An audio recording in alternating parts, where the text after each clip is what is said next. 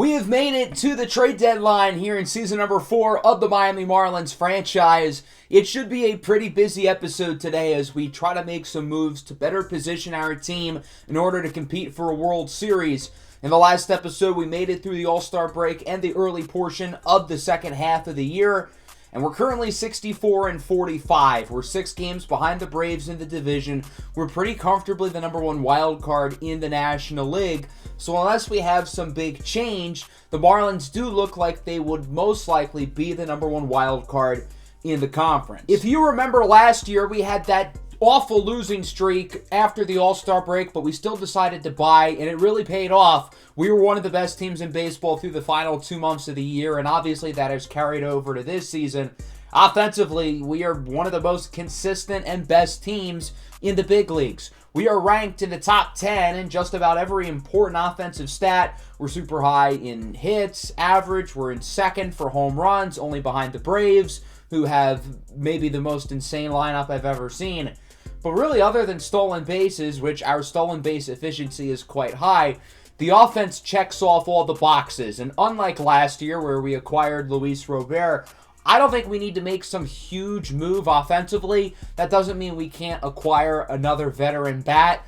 But I think realistically, the lineup is likely going to stay where it is because most of our position players have lived up to expectations and then some this year. Obviously, we've had some guys really stand out. Woody Landry has broken out. He's been our best hitter. Brian De La Cruz has had a great year. Jazz is playing well. Bichette's playing well. We do have some guys struggling, though. Nick Fortes and Gavin Lux have had a hard time staying healthy. And when they have been healthy, neither player has been all that impressive. But really, other than those two, every other spot in the lineup has been pretty good. And obviously, we've got some strong bench bats behind them. The pitching, on the other hand, is a lot more in question. A lot of our pitching numbers are pretty good, though. We are 5th in ERA, and as you'll notice here, our team's stats pitching-wise are pretty good across the board. I don't think the pitching unit as a whole is necessarily an issue, but I think if we were to clean up some spots in the back end of the rotation, we could be really good. The bullpen is solid. The top end of the rotation is great. Sandy Alcantara and Edward Cabrera have both been quite solid this year. Cabrera in particular has been unbelievable. He, of course, is a legitimate Cy Young candidate, currently 2nd in the National League in pitching WAR. He leads all qualifying pitchers in baseball in ERAs and the least amount of home runs allowed. The bullpen has been very solid as well for the most part, but it's the back end of the rotation that's been the issue. We have had no consistency from our 3 through 5 starters, and if we make a big move today, I think it has to be adding a starting pitcher to the bunch, with Luzardo, Miller, and Perez all being way too up and down. I think Gennaro Miller has been the worst of the bunch this year. Now, obviously, he is a two-way player who can hit the ball, so he will still have value to this team even if he doesn't pitch, and I think that'll be the plan for now. He's not going to pitch for a little bit. He's going to be a position player solely, and we'll see how it goes. We do have quite a few expiring contracts to keep an eye on. Maybe we use some of these players as trade bait, and obviously we've got plenty of prospects in the farm system. So now that we've opened up 1 starting pitching spot for now, maybe we're going to open up more. Let's do some digging and try to find some good trade candidates who could be available. Now, as we look at the trade block, it's mostly position players. The highest rated starter is Luis Patino. After him, we have Jordan Montgomery, Bailey Falter, Tyler Miguel. I mean, it's not good. So I wanted to look through the player finder instead, and a name that we have talked about who could make sense at the top of this list is Hunter Greene with the Cincinnati Reds. Greene was on the trade block for part of the year, and he's an interesting case because he's only 26 years old. He's had the best year of his career. He's got another year of team control after this one, so because of that, I think it would cost a lot to get him. But I think it would be worth it because he has legitimately developed into a star-level pitcher. He's on pace to shatter his career high in WAR. All of his numbers look really good. The Reds are in an interesting spot because they are fighting for a playoff spot, so I don't know how willing they would be to trading him. I think the Tigers could be a team to watch. Tarek Skubal's had a great year, but he is a free agent at the end of this season. Casey Mize could also work. He's a player who I've tried to trade for in the past. Now, interestingly, the Tigers were really bad early in the year, but over the last couple of months, they have played a lot better, and they are well within the wild card race, so maybe they would be a little bit hesitant to trade one of these guys. Joe Ryan in Minnesota, I think, could work. He's got another year of team control after this, but he's been super consistent. This year, it looks like he's having the best season of his career. Going back to the Tigers, here they are again. Matt Manning is an option as well. Part of the reason why the Tigers have improved over the past couple of months is the starting pitching. So we'll start with Hunter Green. I at least want to make a phone call to the Reds, gauge the market, see what it would look like to trade for him, and it looks like they want a lot. Nick Fortes and Khalil Watson have both been bad this year, but both guys still have a lot of value, and Tyrell Berry as well is a very good prospect. As for just prospects, the Reds are not interested. They want at least one major league caliber player, so clearly they want a ton for him. Let's go to Detroit, because they've got three solid candidates with Skubal, Mize, and Manning. The Tigers, again, are an interesting case because they are second place in the division. They're only 2 games back of the final wild card spot because they have played well as of recent. But I think the Tigers also realize they're not contending for a World Series anytime soon. Skubal is a free agent at the end of the year. Mize and Manning only have 1 more year after this one, so if you can get some value, it might be worth it. The price on Skubal is not outrageous. I don't think I would do that trade specifically, but I think we can make something work. With Casey Mize as well, I don't think the price for him is that bad. As for Matt Manning, they seem to value him more than they do Casey Mize, which is interesting because I think Mize is a better player. Of these 3, I think going after Skubal makes the most sense for us. He's the best player here. He's a lefty, and I think I'm going to be able to find a deal that works for both sides.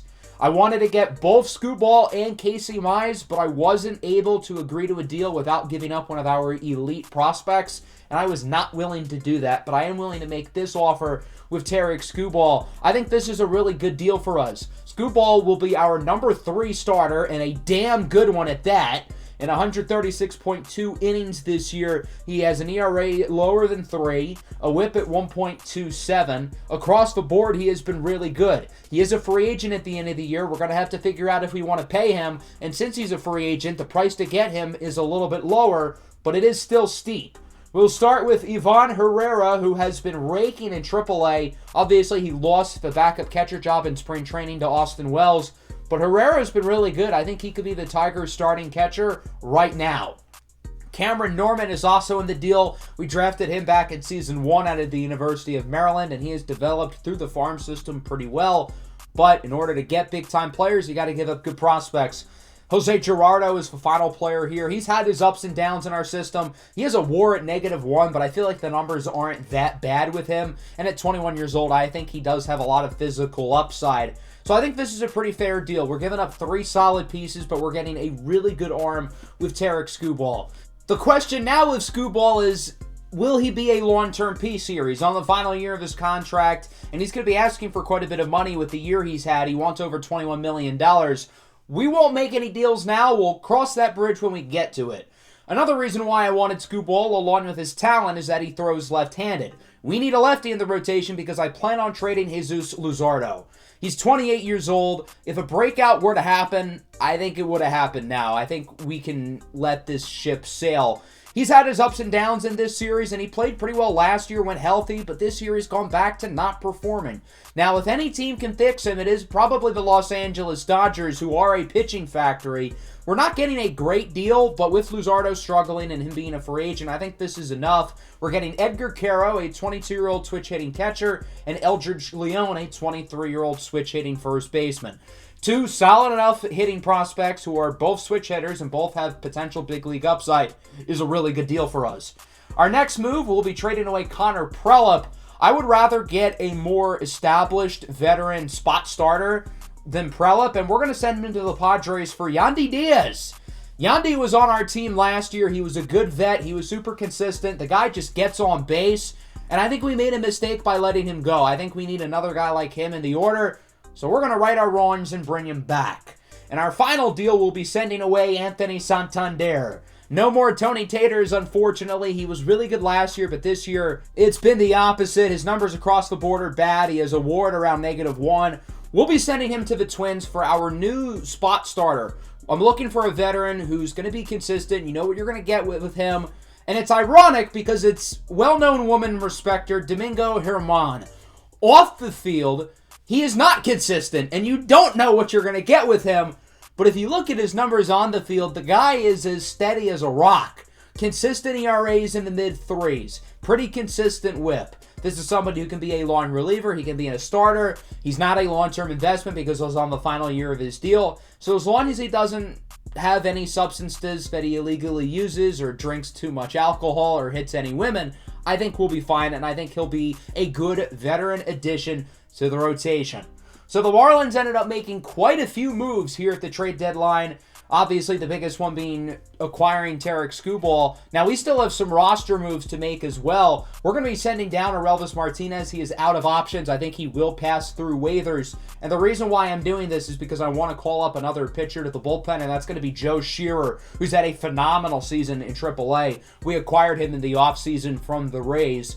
With Gennaro Miller being, for now, a full-time position player, I was willing to let one of our position players go down to the minors and add a pitcher. Steven Alez is a guy I thought about calling up, and I think we'll do it in the future, but now wasn't the right time because there's not really a spot for him.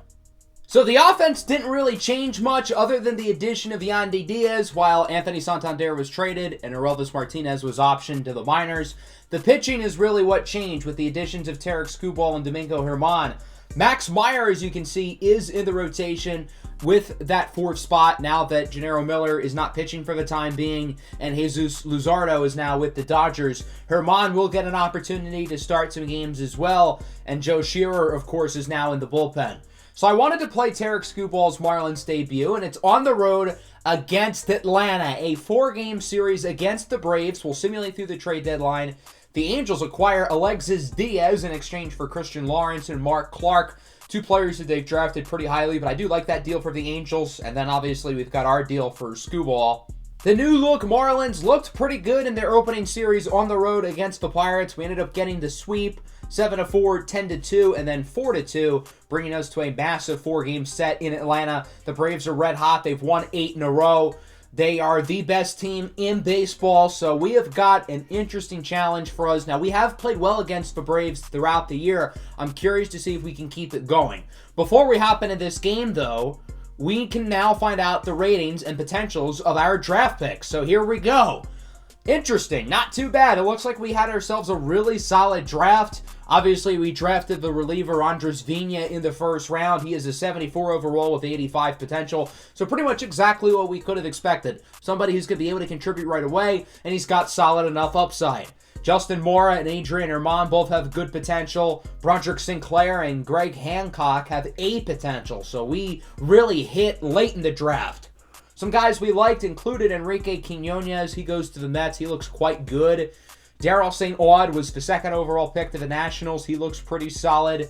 94 potential for the Reds. I think that might have been the highest potential in the entire draft. It was a pretty weak class this year. Leonardo Mora is a 72 with 85 potential. He looks really solid. The Cardinals had a very good draft. Mario Marin, the projected #1 pick, does not look great. You know who does look quite good, though? Satchel Allert. We almost drafted him in the first round. We ended up going with Vina instead, and he has A potential. I didn't think he'd be that good, so maybe we might have missed. Ronald Rodriguez was another guy we liked. He looks pretty solid with the San Francisco Giants. Pete Quisenberry with the Blue Jays looks really good, 93 potential. Gustavo Magana with the Tigers looks pretty solid. The Royals had a pretty good draft. Minnesota did pretty good too. Lorenzo Chavez was a guy we were pretty high on. Darren Bush looks quite good. Our scouts said that he was the #1 prospect in the draft. He did end up going #1, and I think our scouts honestly were right. Amari Casto was a guy we looked at. He looks pretty solid. And then Brian Sanchez with the Braves looks decent too. Overall, I think we definitely had the best draft, though. 2 A potentials, 3 B potentials, including a really good reliever with Andres Vina. Let's hop into this matchup now. The first of 4 in Atlanta. And the Miami Marlins debut for Tarek Skubal, who was acquired at the trade deadline from the Tigers in exchange for 3 pretty solid prospects. If the Marlins want any shot of winning the National League East, they've got to perform well here in this series. If they can find a way to take 3 games here against Atlanta, I think that'd be a big deal. The Braves have won 8 in a row, though. If they can stay hot and take 3 or 4 against the Marlins, that'd be bad. Germán Marquez will be starting for the Braves. He has not had a great year. Fun Marquez Braves story, though. I remember in the Orioles series in MLB The Show 21, when Marquez was on the Orioles, we hit a dinger with him here in Atlanta, so that's kind of cool. Luis Ariz opens up the game with a base hit. Pretty good start to open things up as the Marlins have an early base runner. That'll bring up Brian De La Cruz, who has finally cooled off over these last couple of weeks. Still having a very solid season, though. He'll bloop in into left center, and that will drop for a hit. 2 early runners for the Marlins. The Braves outfield slow to get to that one, and the Braves outfield is without Ronald Acuna today. He's getting the day off. Jazz Chisholm grounds it up the middle. Atlanta will turn 2. It's a 4-6-3 double play, and the Braves would make it through the first scoreless. Let's take a look at the newest Marlins starter, Tarik Skubal, who has been great with the Tigers this year, 2.96 ERA, 1.27 whip. But Money Michael Harris wants to give him a true Atlanta welcome. Harris crushes this one into right. It is gone. Solo homer for Michael Harris, and the Braves are already on the board. It's 1-0, his 17th of the year. He's missed a decent chunk of the year with an injury, but when healthy, he's been quite good. Kyle Farmer now singles into center. Not a very good start at all for Tarik Skubal as he allows 2 early base runners. 2 away now for Ozzie Albies. Hits it well into right. De La Cruz slow to get to it, per usual. And that'll go for another hit. That'll bring up Matt Olson now, who grounds it up the middle. That's going to go into center. Run will look to score. It's an RBI single for Matt Olson, and the Braves now lead it 2-0. Jake Fraley now singles it into left. Runner will look to score. The throw from Robert to the plate is going to be in time. What a play in left field by Luis Robert, part-time ball player, full-time sniper. Great tag as well behind the plate by Austin Wells, who is getting the start at catcher today. Not a very good inning, though, for Tarik Skubal. 2 runs, 5 hits allowed, and it's going to get even worse here in the bottom of the second. Sean Murphy crushes it into left, and that one is gone. It's now 3-0. Big swing for the catcher Murphy, his 17th of the year. The Braves are rocking Tarik Skubal so far. He will strike out the former Marlin MVP, Giancarlo Stanton, as we move into the third. The Marlins offense hasn't really gotten too much going as Austin Wells strikes out looking on the fastball. Yandy Diaz getting the start. Welcome back to Miami. He'll single into center field, so that'll give the Marlins a base runner as they look to put themselves on the board. Brian De La Cruz is up now with 2 away. He'll go down looking on the outside fastball. 3 scoreless for German Marquez, and we go to the bottom of the third. Pete Alonso opens things up with a single, and the hits are just going to keep on coming. Atlanta's offense looks awesome right now. Tarik Skubal really struggling, and it's going to just get worse and worse. Austin Riley hits it down the line. That'll only go for a single. Good job by Luis Robert to quickly get to it. Robert has played some great defense so far. I don't think he'll be able to get to this one, though. He will not. This one into the gap for Matt Olson. The runner will score. The other runners were too slow, so the Marlins will get a runner out at third. Still an RBI double, though, for Matt Olson, and the Braves lead 4-0. Skubal looking to get out of the inning here against Jake Fraley, who grounds it up the middle. This could be a close play at first. Skubal, spin move, got him out. Good throw by Tarik Skubal, but he allows another runner to score, and the Braves lead at 4-0, and they've already got 9 hits. Top 4, Jazz Chisholm launches it into center field as he flips the bat. That one is gone. A solo homer to lead off the inning for Jazz Chisholm. That's home run number 21 on the year for Jazz, going 408 feet, and the Marlins are on the board. Woody Landry, the Georgian native, hits this one high and deep into right field. Back at the track at the wall, it's gone! Back-to-back home runs for the Marlins. That's number 32 on the year for Woody Landry, and that, of course, leads the Marlins. That one only going 354 feet, but it does have enough to go out of the park, and the Marlins are back in the game. Can the offense keep it going? There's a single for Bichette. The Marlins will not make it back-to-back-to-back homers, but they do get another base runner. One away now for Jesus Sanchez. He will rip this one into right for a single, and the hits are starting to pile on for the Marlins here in the 4th inning. They look like they're going to try to add some more. 2 on, 2 away for Diaz. He lines this one into left. It is going to be caught, but still a pretty successful inning. The Marlins scored 2 with back-to-back homers from Jazz Chisholm and Woody Landry. The Marlins are still going to need Screwball to wake up as Murphy grounds it up the middle. Bichette, diving snag. Throw to first. In time! Great defense at shortstop there by Bo Bichette. 2 away now. Lefty on lefty crime for Michael Harris. The count is full. Pitch number 80 from Screwball. This one is going to be lined into center for a base hit. And Atlanta gets another runner. They now have 10 hits as a team here. The hits have just piled on for the Braves today as Harris is aboard for Kyle Farmer, the shortstop. Grounds it to short. Bichette will look to get the out at first, and he will. Finally, a scoreless inning for Tarek Screwball. Took a little bit longer than it should have, as it is 4-2 going into the 5th. Luis Ariz leads things off for the Marlins. He'll take his base with a walk, and Miami gets a base runner. That'll bring up Brian De La Cruz, 1 for 2 so far. He will hit this one right over to second, and the Braves will turn 2. Not ideal. Brian De La Cruz is good, but he's especially good with nobody on base. Pete Alonso draws a walk to lead off the bottom of the 5th. Tarek Screwball had a very short leash going into the 5th. If you allow a base runner, you're going to be yanked out of the game. He allows a runner, and so he will be yanked out of the game. He'll be replaced by the rookie, Joe Shearer, hailing from the DMV, Washington, D.C. Here at 24 years old, he'll be making his debut. He was drafted by the Rays, traded in the offseason to the Marlins, and his career starts off pretty well as he allows a double play from Riley, 3-6-3. The Marlins turn 2. Now Shearer will face off against the number 5 hitter, Ozzie Albies. Got him on the splitter. First career strikeout for Joe Shearer. That was a pretty quick inning. Got to assume the Marlins are going to look to get another inning out of him. The Braves are going to make a pitching change as well with Marcus Stroman, the veteran, coming into the game. He'll face off against Luis Robert. Hasn't done anything at the plate, but he has played really good defense today as Robert rips it down the line. Riley unable to make the play, and that'll go for a base hit. With 2 away, Miami gets a runner on base. We'll see if Jesus Sanchez can drive him in. Doesn't look like it. He grounds it to second. Ozzie Albies makes the play as it remains 4-2. Joe Shearer will remain in the game here for the Marlins. We'll see if they can get another inning out of their rookie. As with 2 away, Murphy grounds it up the middle. Diaz makes the snag. What a play at second by Yandy Diaz to get the out.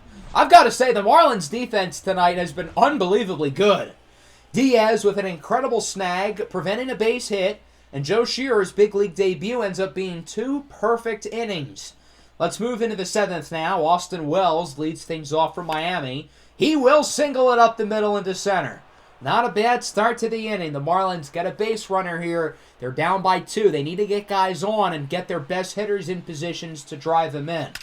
Yandy Diaz rips it up the middle for a single as well. 2 runners to start the inning. Not a bad start. We'll see if the Marlins can capitalize now, and it won't be against Stroman. He'll be replaced by the lefty, Dylan Lee. I like the Braves' decision to go to a lefty here because 3 of the next 4 batters for the Marlins are, well, lefties. The first one is Luis Ariz. He hits it well into right. That's going to drop. The runner will hold up at third. If there was 2 outs, the Marlins probably send him. Since there's none, they're going to hold him on here. Unless there's like a freak double play where it's a liner to first and the first baseman tags the runner, I think the Marlins will be fine. Oh, God, maybe not. De La Cruz lines it to first. He'll tag the runner. That, my friends, is a double play, and now the Marlins are going to need a base hit from Jazz Chisholm to score these runners. Lefty on lefty crime, second and third. Chisholm bloops it into left. That's going to drop. 1 run scores. Diaz is sent. The throw to the plate is not in time. 2-run single for Jazz Chisholm, and the Marlins tie it at 4. Clutch piece of hitting from Jazz Chisholm, and that'll bring up Woody Landry. Full count. Woody crushes it into right field. That ball is out of here. 2-run shot for Woody, his 2nd of the day, and his 33rd of the year. The Marlins lead it 6-4 as that one goes 369 nice feet. Lee will be removed from the game. He'll be replaced by Chris Flexen. He's hoping to flex on Bichette as he strikes him out. Big inning, though, for the Marlins as they score 4 with a 2-run single for Jazz and a 2-run homer by Woody. Dylan Tate enters the game out of the bullpen for Miami. He'll face off against Michael Harris. He will line this one Into right center field. That'll drop for his third hit of the game, and he will leg it out into a double. Harris now a triple shy of the cycle. Will he get another at-bat for it? I guess we'll find out later. 2 away here for Alonso. Grounds it to second. Diaz will make the play, and Dylan Tate makes it through the inning. The Marlins up by 2 with 2 to go. We'll see if they can hold on here in the 8th. Luis Robert leads off the inning for the Marlins, and he will ground this one up the middle. Farmer looking to make a tough play. Throw to first, not in time. Good hustle by Luis Robert. That'll go for an infield single. And so that'll bring up Jesus Sanchez, the 2-2. Got him on the nasty 12-6 curve. That pitch was filthy. Gavin Lux, pinch hitter, goes down on the circle change. Chris Flexen clearly has some nasty off-speed stuff as we go bottom 8. Camilo Duvall into the game. He has an ERA at 1.88 and a whip at around .5. The guy, simply put, has not allowed base runners, so Austin Riley, instead of staying on base, is just going to launch this one over the fence. Solo home run for Riley, and the Braves are back in it. It's now 6-5. Riley with his 30th home run of the year, and the Braves bring you within 1. Matt Olson then will draw a walk, and that'll bring up the potential go-ahead run. It's Jake Fraley, the 2-2. Got him on the sinker. Big pitch by Camilo Duvall as he looks to make it through the rest of the inning here against Sean Murphy. He'll take a walk as well. In 24 innings this year, Duvall, entering this game, allowed only 11 hits and 3 walks. He's already allowed 2 walks today. Could he allow a third here to Stanton? He will not! Stanton strikes out on the cutter, and the Marlins hold on to their lead. Big pitch by Duvall as it is 6-5 going into the 9th inning. The rookie, Karsten Kofod, is into the game for Atlanta. His ERA is at a 1.61. He's been great since he was called up. Luis Arraez leads it off for the Marlins. He will take a walk. Arraez has reached base safely 4 times today. Very productive day for the leadoff man. De La Cruz now lines this one into center. That's going to drop. Arraez is going to head over to third. The Marlins clearly are not comfortable with their 1-run lead. They're looking for some more insurance. We'll see if they can get it. Jazz Chisholm has driven in 3 runs today. Can he look to bring in another? Jazz lines this one into left. It is caught. The runner, Luis Arraez, will look to tag up. Throw to the plate is a little bit offline. Successful at bat for Jazz as it is a sacrifice fly, making it 7-5. Chisholm has now driven in 4 runs today. 2 away here for Bichette. He'll ground it to second. Ozzy Albies makes the play. The Marlins lead it by 2 going into the bottom of the 9th. We'll see if the closer, Devin Williams, can finish out the game. Williams, of course, was an all-star this year, 27-32 in save ops with an ERA at 2.72. With 2 away, he'll face off against Pete Alonso, who grounds it to short. Bichette fields it cleanly. Pretty easy 1-2-3 inning for Williams, and the Marlins win it 7-5. We trailed for most of this game up until the 7th inning, where we had the big single by Jazz Chisholm and the big homer to take the lead by Woody Landry. Tarek Skuball's Marlins debut was not as we intended. He goes 4 innings, allowing 10 runs and... Well, 10 runs. Jesus Christ, he wasn't that bad. 10 hits and 4 runs. Still not great. You know who was great, though? Jazz Chisholm and Woody Landry. Jazz goes 4 for 2, drives in 4 runs, including a homer. Woody goes 2 for 5 with 2 homers. He'll drive in 3. Skubal was not great, but the bullpen was. They only allowed 2 hits and 1 run through the rest of the game. As for Atlanta, their offense was great early, but they kind of struggled. The pitching was up and down, especially in that 7th inning, as the Marlins start the series with a win. Now the question is, can we keep it going? We snap Atlanta's 8-game win streak, and sure enough, we would take 2 of the next 3. In our lone loss, Yuri Perez allowed 5 runs and 8 base runners in 2/3 of an inning. Not great, but what is great is us going 3-1 in the series, including a Sandy Alcantara masterclass. In the very next game, he throws a complete game shutout. Taking 3 of 4 is a massive success. In our 3 series against Atlanta this year, we have won all 3 of them, which is really impressive. So we're able to make up some ground. We're now only 4.5 behind them. We still have a lot of work to do, but I think we're a little bit closer to the Braves than any of the wild card teams, which is pretty good. Our schedule in the month of August is also pretty good. We've got some really tough teams. Other than Toronto, everybody here is good. The Rangers are a World Series contender. The Braves are obviously phenomenal. The Phillies are really good. Don't sleep on the Red Sox. Don't sleep on the Rays. We've got some great teams on the schedule, and I think it'll really show where this team is at going into the final month of the year. So it's going to be a fun test, and I'm curious to see how the team will respond. I hope everybody enjoyed the episode. Make sure to leave a like and subscribe to the channel if you are new. Peace out.